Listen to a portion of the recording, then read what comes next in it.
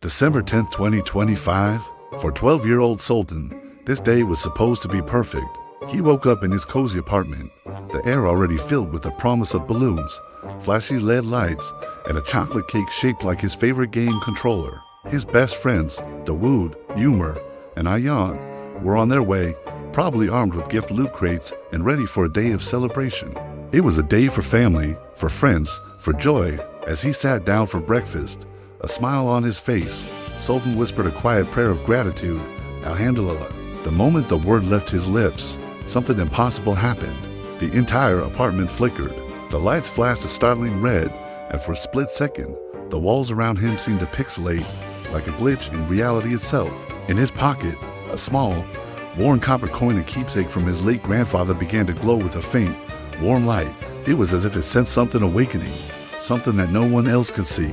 The moment passed as quickly as it came, and everyone just laughed it off as a weird power surge. But Sultan felt a strange chill run down his spine. The feeling of unease returned when Dawoud, a tech genius in the making, arrived with his experimental VR console, the Phantoms. As he connected it to the TV, the screen didn't boot up to the usual home menu. Instead, it flashed a cryptic message in bright, bold letters. New quest available. The birthday trial, do you accept? None of them had programmed this. It wasn't a game they owned. Before anyone could react, the sleek black headset detached itself from the console and floated through the air, stopping right in front of Sultan. It was as if destiny itself had chosen him. With a mix of fear and excitement, he took a deep breath and placed the headset over his eyes. Instantly, his world vanished. The familiar comfort of his living room was gone, replaced by the grand, terrifying entrance of a massive, decaying mansion. A heads-up display materialized in his vision, reading level 12, Haunted Birthday Mansion. Beside it, floating health bars appeared next to his name and the names of his friends, who were now standing beside him, looking just as shocked. The air was cold and smelled of dust and decay. From the floor above, the unmistakable sound of ghostly footsteps echoed through the hall.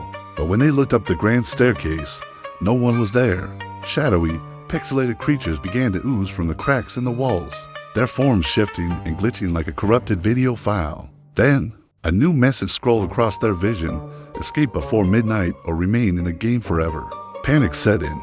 This wasn't a game anymore. This was real. They took off running, their hearts pounding in their chests. They sprinted down long, dark hallways littered with broken chandeliers and shattered furniture. They passed dining tables set for a party that never happened, covered in decayed, ghostly cakes dripping a thick, black jelly. As a spectral enemy lunged from the shadows, Sultan felt the coin in his pocket pulse with a warm, golden energy. The light flared, creating a protective barrier that repelled the creature. He realized the coin wasn't just a keepsake, it was a weapon. It was their key to survival, illuminating safe paths and shielding him from the spectral horrors that lurked in every corner. They reached a grand staircase lined with portraits of grim-faced, unknown people. As they started to climb, the eyes in the paintings shifted, following their every move. A cold wail echoed from the top of the stairs, and a glitching, terrifying ghost bride descended, her form flickering between a beautiful woman and a skeletal monster. "The birthday boy belongs to me," she shrieked, her voice a mix of static and sorrow. Instinctively, Sultan raised the glowing coin. The golden light erupted, and the ghost bride recoiled in pain, her screams distorting as she shrank back into the shadows. This was their chance. They scrambled past her and burst through the nearest door, finding themselves in the children's room. But there was no safety here. The room was filled with haunted toys. Stuffed animals with glowing red eyes circled them, and a row of jack-in-the-boxes sprang to life, their grinning faces chasing the boys around the room. Thinking fast, Ayyan grabbed an old broomstick and started smacking the creepy dolls away, shouting for the others to keep moving. Meanwhile, Dawoud, ever the tech wizard, managed to hack into the floating VR menu. "Sultan, I found something," he yelled. "The coin is a family artifact. It has protective magic. I unlocked a new skill for you." Suddenly, a new icon appeared on Sultan's display, Heritage Shield. The coin's power now felt stronger, more focused. Before they could even catch their breath, the floorboards beneath them cracked and splintered. With a collective scream, they plunged into darkness, landing in a damp, cold basement. And they weren't alone.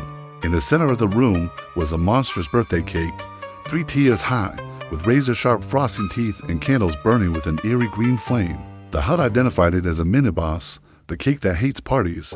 It let out a guttural roar and lunged. Sultan, filled with a new sense of purpose, focused the coin's energy. He imagined a sword, strong and true, and to his amazement, a blade of pure golden light materialized in his hand. With a determined cry, he charged, slicing the cake monster into hundreds of glitching shards. Where the monster had been, a single, floating purple key appeared, labeled Birthday KUI Part 1. They used the key to unlock a door that led them back upstairs, all the way to the attic. The air grew heavy, and the faint, warped sound of a birthday song echoed around them. Floating dolls with cracked porcelain faces hovered in the air, their voices a discordant, creepy chorus. One of them drifted close to Sultan and whispered in a chilling, synthesized voice, "He is coming." Suddenly, the entire room began to shake violently. The walls warped and pixelated, and a figure materialized in the center of the attic. It looked like Sultan, but twisted and corrupted, a monstrous version of himself with a crown of pure static and eyes that glowed a malevolent red. "I am the true Birthday King," the avatar boomed, its voice a distorted echo of Sultan's own. "You do not deserve level 12. This was it, the final boss." Fear threatened to overwhelm him, but then Sultan remembered the lessons his family had taught him: courage in the face of fear, the power of prayer, and the strength found in unity. He looked at his friends, their faces pale but resolute. Together, he said. They joined hands, forming a circle. Sultan closed his eyes and prayed, channeling all his faith, all his love for his family and friends into the copper coin. The coin exploded with a blinding golden aura, a wave of pure light that slammed into the corrupted clone. The avatar shrieked as its form shattered into a million pixels, revealing the final key. They grabbed it and unlocked a glowing portal that appeared on the far wall. Without a second thought, they leaped through. The world flickered back into focus. Sultan found himself on the living room floor, the Phantom's headset tumbling from his head. The apartment was back to normal: the balloons, the lights, the smell of chocolate cake. His friends were there, looking dazed but unharmed. On the TV screen, a new message glowed: "Quest complete, happy birthday, Sultan." The adults, busy in the kitchen, were completely unaware of the supernatural adventure they had just survived. It was a haunted, epic, and unforgettable birthday.